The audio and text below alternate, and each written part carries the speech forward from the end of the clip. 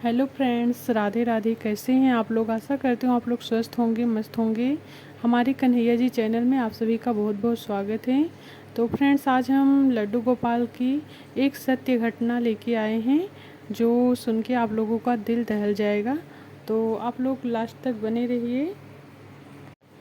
आशा है कि आप सबको ठाकुर जी की यह लीला आप सभी को बहुत अच्छी लगेगी। जब सुनैना जी रात में लड्डू गोपाल जी को सुलाना भूल गई थी तो उनके साथ क्या हुआ, बहुत ही अद्भुत लीला है। तो आप लोग ज़रूर से पूरा सुने और हमारे चैनल को अगर सब्सक्राइब नहीं किया हो तो सब्सक्राइब कर लेना, ज़्यादा से ज़्यादा शेयर करना। तो चलते हैं। दिल्ली में रहने वाली सुनैना जी कहती हैं कि हमारे घर में हमारे पति, हमारे 2 बच्चे और मेरी सासू माँ रहते हैं और लड्डू गोपाल जी, बस इतने ही लोग हम लोग रहते हैं।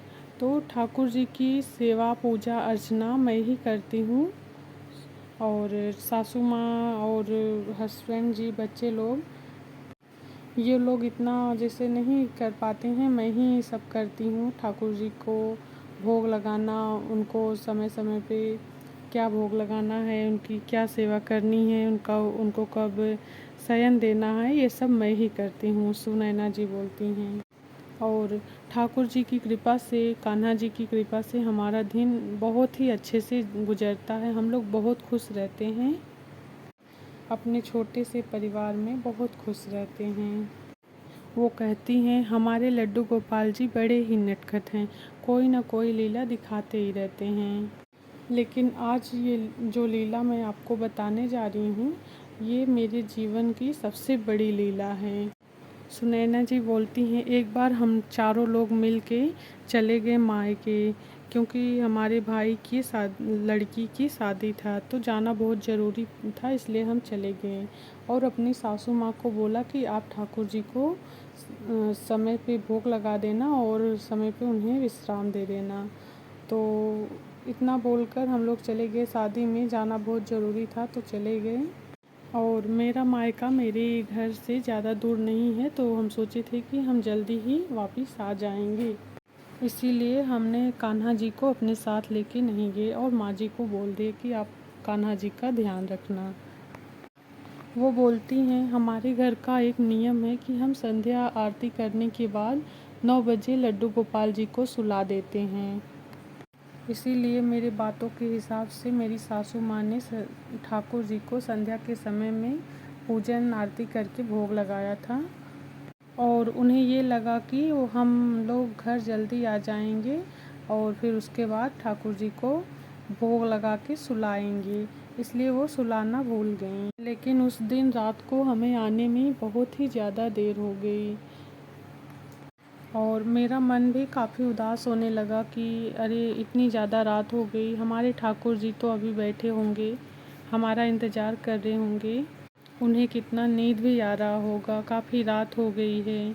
तो हम जल्दी जल्दी भोजन किए और बच्चों को भी जल्दी जल्दी भोजन किया कराया। उसके बाद फिर बच्चों से बोले चलो हम लोग अब चलते हैं। तो बच्चे बोले कि नहीं मम्मा, थोड़ा टाइम और रुकते हैं फिर चलते हैं। तो मैं बोली बच्चों से कि बच्चों, आप लोग अगर नहीं जाने का मन है तो आप लोग यहीं रहो, आप लोग बाद में आ जाना, मैं अभी जाती हूँ।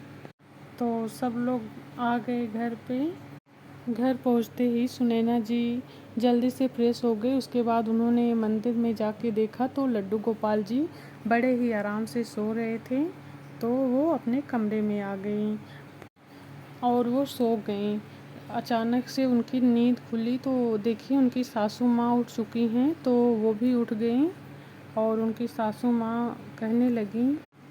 तो उन्होंने बोला, सासू माँ आपने बहुत ही अच्छा किया जो लड्डू गोपाल जी को टाइम से सुला दिया आपने, हमें आने में काफ़ी टाइम हो गया, आपने बहुत अच्छा किया जो हमारे कान्हा जी को आपने सुला दिया भोग लगा के। तो उनकी सासू माँ ने कब बोला कि मुझे तो याद ही नहीं था कि मुझे ठाकुर जी को सुलाना भी है और मैं 10 बजे सो गई थी। ये बात सुनकर सुनैना जी काफ़ी हैरान हो गई, बहुत हैरान हो गई तो उनकी सासू माँ उनकी बोली कि मैं जब सो गई तो मैंने सपना में देखा कि कोई बालक आया है और जो मेरे पास में आके बैठा है और उसकी आँखों में काफ़ी ज़्यादा नींद है। वो अपनी आँखें को ऐसे मींच रहा है।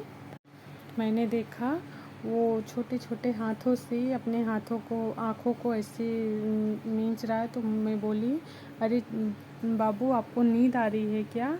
तो वो बोला कि हाँ, मुझे बहुत नींद आ रही। तो मैं बोली जाके सो जाओ आप।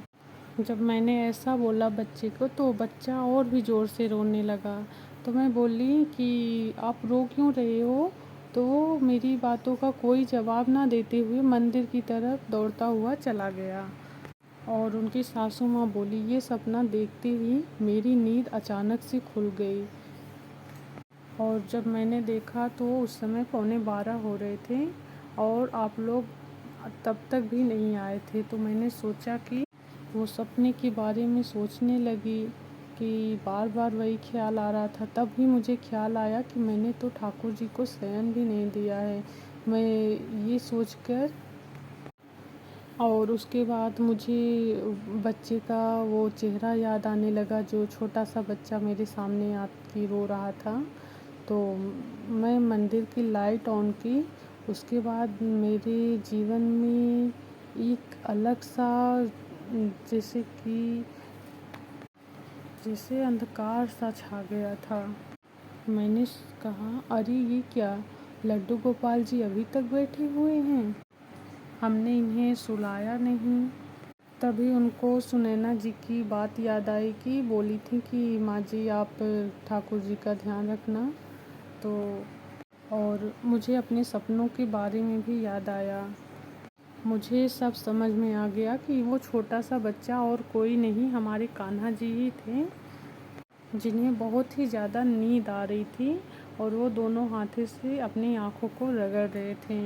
मुझे लग रहा था कि मुझसे कितना बड़ा पाप हो गया। कान्हा जी अभी तक जगे हुए हैं, हम निश्चिंत होकर कैसे सो सकते हैं?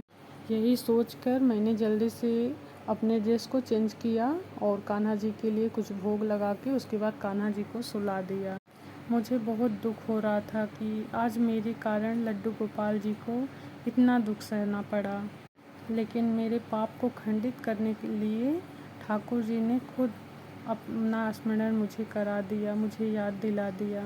जब सुनैना जी ने अपनी सासू माँ से इस कथा को सुना तो उनकी आंखों से आंसू बहने लगे।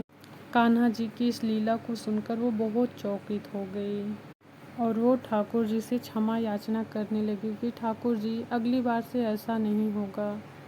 अब से जो भी हो, मैं हमेशा आपका ख्याल रखूंगी ठाकुर जी, कान्हा जी।